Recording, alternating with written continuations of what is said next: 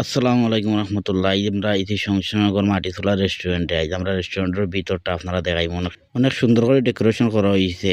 আর আমরা ইতি আইছি রেস্টুরেন্টও খানিত লাগিতে আপনারা দেখাইম। লগে আছেন আমরা আলাল মামা, এর লগে আছেন আমার দোস্ত হাফিজ, তাই লগে আছেন মেনু কার্ড তাই দেখরা। আর তারা ঘরের ভিতরটা আসলে অনেক সুন্দর করে ডেকোরেশন করছে। সাইড মুখায় বাঁশ দিয়ে ডেকোরেশন করছে আর দেখতে অনেক সুন্দর।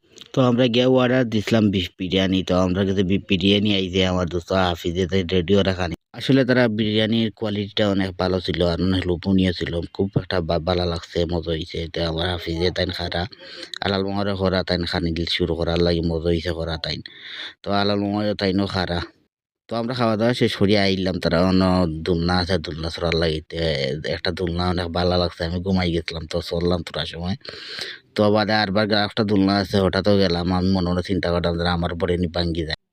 খালি বড় তাইনদের না সরু তাইনদের খেলার তারা ব্যবস্থা রাখছে। তো ছোট, ছোট শিশুরা যারা আছে যারা অবশ্যই অনেক মজা করে খেলে। এর আলাদা একটা পরিবেশ আছে তারা খেলাধুলা করার লাগিয়া। আর তারপরে আমি আইছিলাম কিচেনে দি।